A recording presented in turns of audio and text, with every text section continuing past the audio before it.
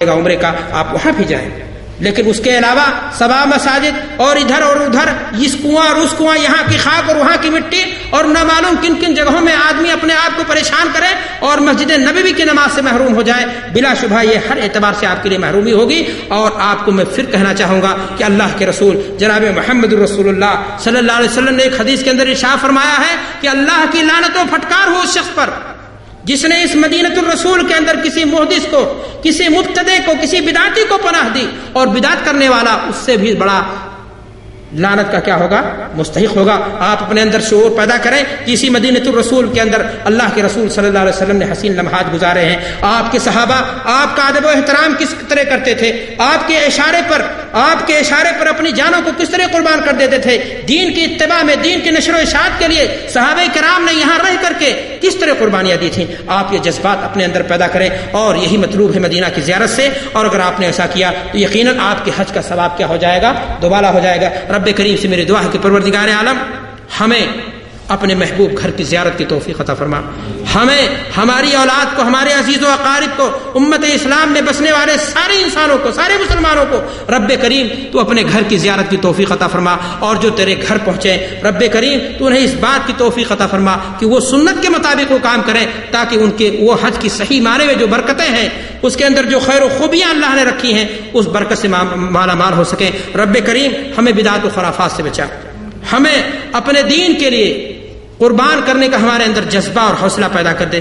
رب کریم جب تک ہم جیے ایمان اور اسلام پر جیے، اور جب ہمارا خاتمہ ہو تو ایمان اور اسلام پر ہو۔ ہم معذرت خواہ ہیں آپ سبھی حضرات سے اور یہاں کے ذمہ داروں سے اگر کوئی ٹائم زیادہ ہو گیا، اور ہم شکر گزار بھی ہیں آپ کے کہ آپ نے ماشاءاللہ بڑی دل جمعی کے ساتھ پورے خطاب کو سنا۔ اللہ تبارک و تعالیٰ آپ کی اس حاضری کو قبول فرمائے، جو کچھ ہم نے سنا اس پر ہمیں عمل کی توفیق عطا فرمائے۔ وآخر دعوانا الحمدللہ رب العالمین، والسلام علیکم ورحمۃ اللہ وبرکاتہ۔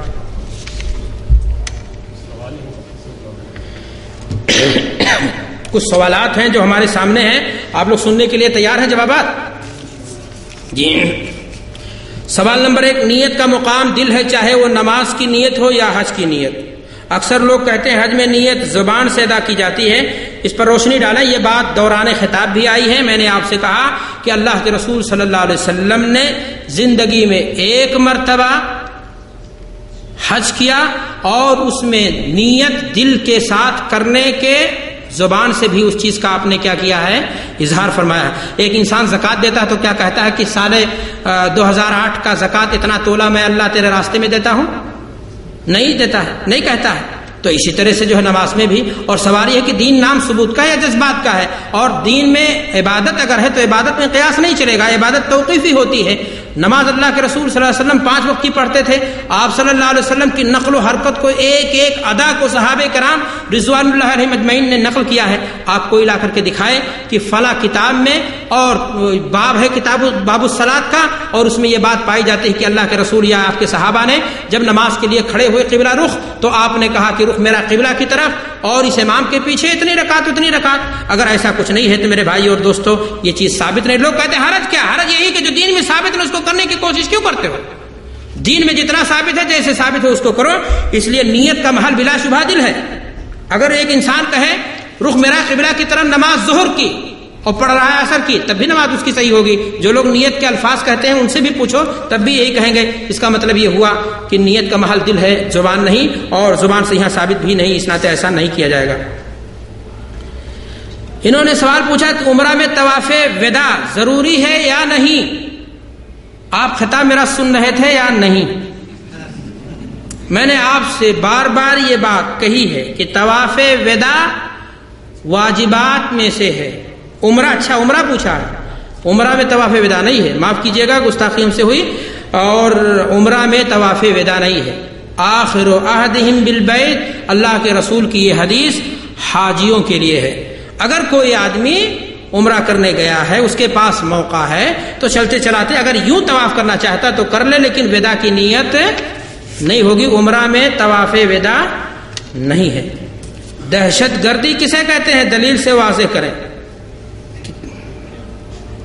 کیا طواف دوسرے کی طرف سے کیا جا سکتا ہے؟ دینی بھائیوں، مسئلہ اس میں سوال دوسرا ہے، کیا طواف دوسرے کی طرف سے کیا جاتا ہے یا جا سکتا ہے یا نہیں؟ آپ جانتے ہیں حج میں نیابت چلتی ہے، عمرے میں بھی نیابت چلتی، اللہ کے رسول سے ثابت ہے، حج عن ابیک واعتمر، اللہ کے رسول نے فرمایا ہے۔ لیکن طواف کو اس پر قیاس کر کے بعض علماء کہتے ہیں درست ہونا چاہیے، لیکن ثبوت اس کا کہیں بھی نہیں ہے، سلف سے نہ صحابہ سے نہ تابعین سے۔ اس لیے ہم آپ سے یہی کہنا چاہیں گے کہ اتنے پر اسٹاپ ہو جائے جتنا ثابت ہے۔ کیا میں نے بتایا آپ کو؟ سمجھا میری بات کو یا نہیں؟ ثابت ہے، اللہ کے رسول نے فرمایا حج عن ابیک واعتمر، حج کیجئے، عمرہ کیجئے۔ طواف کے بارے میں نہ کسی صحابی نے سوال کیا ہے نہ کیا ہے، تو آپ کیوں کرتے ہو؟ اور چنی اور چنا میں مت جائیے۔ کیا لکھا ہے؟ کیا محرم میں؟ محرم کیا؟ عمرہ میں، ہاں چلو وہی سوال ہے۔ تو دہشت گردی کسے کہتے ہیں؟ بھائی ظلم و زیادتی کو دہشت گردی کہتے ہیں۔ اب آپ نے کہا دلیل سے واضح کیجئے۔ آپ کسی کو جو ہے مار دیجئے ناحق، کسی کا مال چھین لیجئے ناحق، کسی کو ڈرائیے ناحق۔ اللہ کے رسول نے حدیث میں فرمایا ہے کہ ایک انسانی جان کو قتل کرنا، آپ صلی اللہ علیہ وسلم نے خانہ کعبہ کی طرف اشارہ کر کے فرمایا کہ اے اللہ کا گھر تو محترم ہے، تو عظمت و تقدس والا ہے، لیکن ایک انسانی جان کی قیمت تجھ سے کہیں زیادہ ہے۔ انسان کو بے گناہوں کو مارنا نہیں چاہیے۔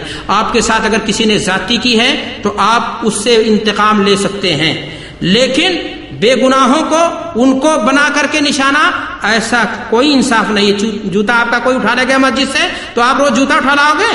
فتنہ بھڑکے گا اس سے اور فساد پھوٹ پڑے گا اس سے۔ نہ کسی کا جوتا محفوظ رہے گا نہ جیب محفوظ رہے گی، روز جوتا خریدے گا روز بھاگ آئے گا۔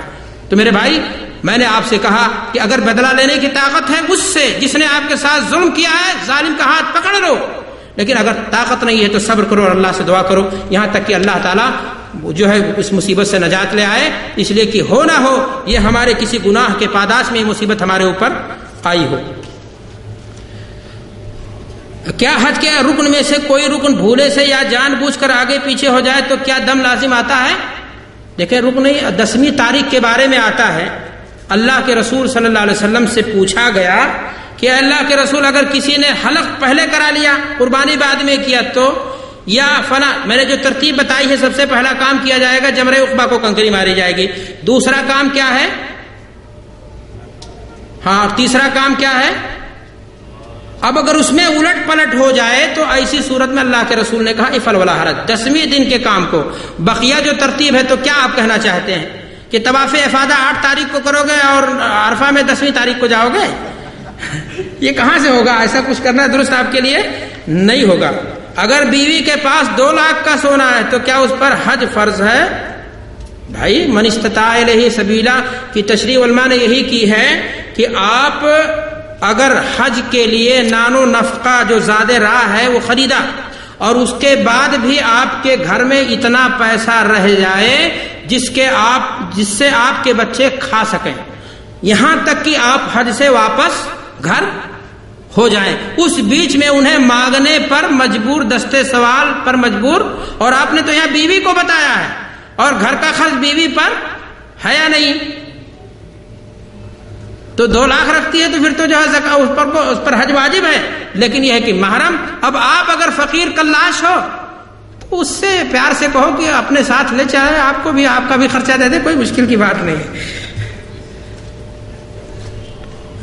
السلام علیکم، نماز روزہ حج کو جماعت اسلامی تربیتی پروگرام کہتی ہے جبکہ یہ اسلام کے ارکان ہیں اور ہم عبادت ہے، اس پر روشنی ڈالا ہے۔ بھائی ان کو سمجھائیں آپ جا کر کے کہ رکن اسلام کو تربیت، اگر اس معنی کر کے کہ رکن اسلام کی تربیت کی جا رہی ہے، نماز کیسے پڑھا جائے، زکوٰۃ کیسے دیا جائے، تو یہ بات دوسری ہے، لیکن رکن کا جب قرآن کہہ رہا ہے اور حدیث میں ان چیزوں کی صراحت ہو رہی ہے تو جب ایک اصطلاحی شرعی تعبیر ہے تو اس کو بدلا نہیں جائے گا اور ایسا نہیں کرنا چاہیے، اور آپ کو سمجھانا چاہیے نا، سارا کام ہمارا ہی ہے کہ میں جا کر کے سمجھاؤں گا؟ آپ کے سامنے جب ایسی بات آئی تھی تو آپ کو وہاں سمجھانا چاہیے تھا۔ اور کوئی سوال ہے کہ یہ بند کیا جائے؟ جی، ماں باپ کے حج کرنے سے پہلے کیا آدمی حج کر سکتا ہے یا نہیں؟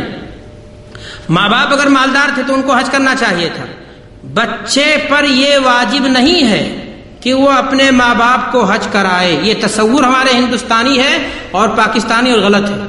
اگر آپ کما رہے ہیں اتنا اور آپ کے پاس سیونگ ہو رہی ہے اتنا تو آپ پر حج واجب ہو گیا، تو آپ کو حج کرنا ہے۔ اب یہ اور بات ہے احترام میں آپ اپنے ماں باپ کو حج پہلے کرا کے بعد میں کریں یا اپنے ساتھ ان کو بلا لائیں، یہ الگ چیز ہے، لیکن آپ کو جو ہے اپنا حج اگر خطرہ ہے، جیسا کہ فضل ابن عباس کی حدیث ہے کہ کہیں آپ کی نوکری چلی جائے، بعد میں کوئی مسئلہ ہو جائے، تو آپ بہرحال اپنے نفس کے مکلف ہیں۔ اگر آپ نے ماں باپ کے ساتھ تعاون کیا تو یہ بر والدین ہے، لیکن آپ پر واجب یہ چیز نہیں ہے۔ جی بھائی نیکی کے کام میں ماں باپ سے اجازت کا کیا مسئلہ ہے؟ آپ پر حج ہوگا، آپ پوچھو کہ نماز پڑھیں گے یا نہیں ابو؟ لا طاعت لمخلوق فی معصیۃ الخالق، اللہ کی اطاعت میں کسی مخلوق کی بات نہیں مانی جائے گی، چاہے ماں باپ ہی ہوں۔ یہی ایک موقع تو ہے جہاں ماں باپ کی بات ٹھکرائی جا سکتی ہے، بات جب اطاعت الہی کی ہو تو وہاں ماں باپ کی بات کو ٹھکرایا جا سکتا ہے۔ اللہ تعالیٰ ہمیں دین کی صحیح سمجھ عطا فرمائے۔ السلام علیکم۔ ایک آدمی وہ نماز ہی نہیں پڑھتا، ہاں جی ہاں، جمعہ بھی نہیں پڑھتا، ہاں، موسیقی بھی اسی سنتا ہے کہ اپنی مرضی سے۔ ہم مختصر کریں سوال۔ مسئلہ ہے کہ اس کا حج یا عمرہ یا اس کا کسی کھاتے میں بھائی حج 5واں رکن ہے، اور کلمہ توحید کے اقرار کے بعد سب سے پہلا اور بنیادی رکن کیا ہے؟ نماز ہے۔ تو جب نماز نہیں پڑھتا تو مسلمان نہیں ہے، اور کافر پر جو ہے کیا نام ہے؟ حج واجب۔ اور علماء کا فتویٰ ہے باقاعدہ، آپ دیکھیے ایک نے 10 کتابیں پڑھی ہیں کہ مستقل جو ہے جمعہ چھوڑنے والا اور بالکل سمجھانے پر بھی اس پر جو ہے توجہ نہ دینے والا زندگی بھر نہیں پڑھتا ہے، ایسا شخص مسلمان؟ وہ بھلے اقامہ پاسپورٹ میں مسلمان ہے، عبداللہ عبد الرحمان نام، اللہ کے یہاں رجسٹر، آپ کو یہ پاور نہیں کہ کافر کہو اس کو، ٹھیک ہے؟ یہ دنیا کی حکومتیں اس کو کافر نہیں کہتی، آپ کا کوئی بس نہیں ہے، لیکن اللہ کے یہاں ایسا شخص فتوے کے طور پر مسئلہ یہی کہ جو مسلمان نہیں اس پر حج فرض